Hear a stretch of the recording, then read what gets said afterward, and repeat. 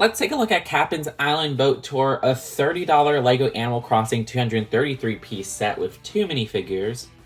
I think the Kapp'n minifigure came out excellently with this new exclusive molded head, with his head shaping that's not used for any of the other characters in this line just yet, and I don't see where it would be used for any other ones.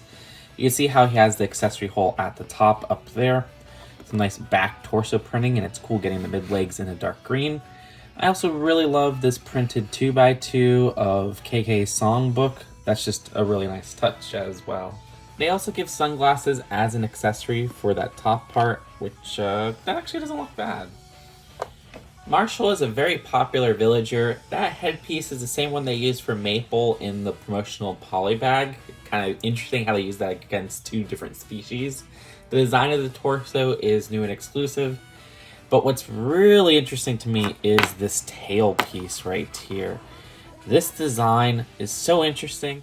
It's a tail that connects at the hip, like, say, Tom Nook's tail in this series, but this hasn't appeared in any other set.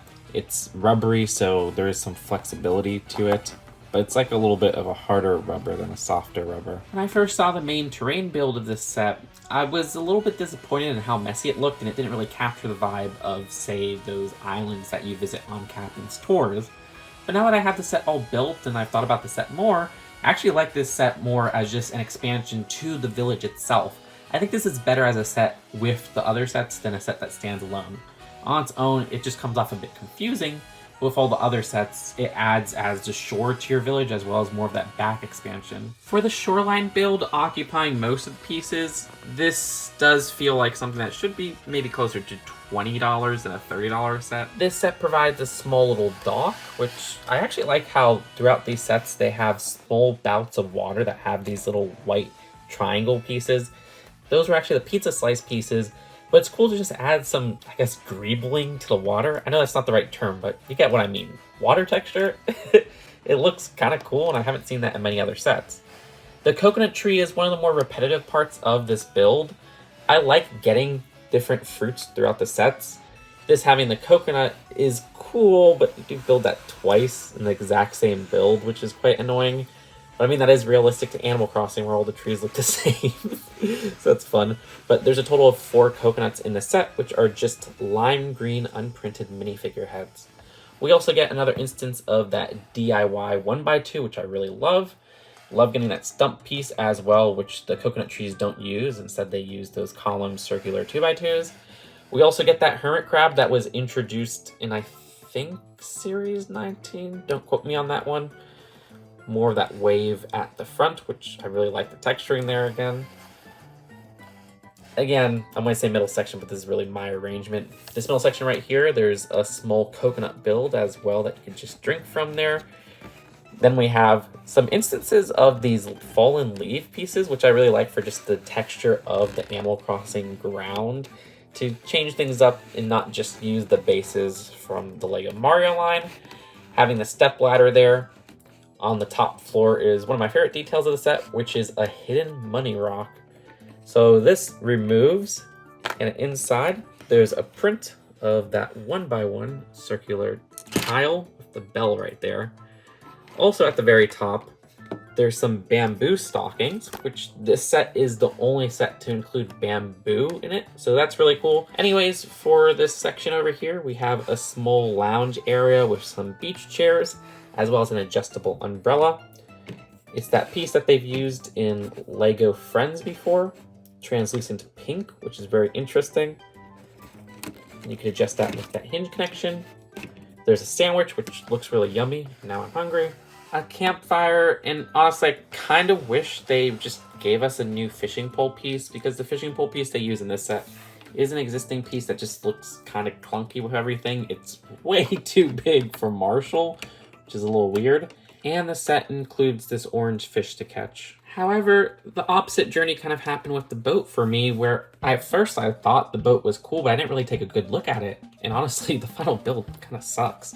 I mean, just compared to the look from the game, they use this out-of-date boat base build, which gives a much more, I guess, less technological design to it.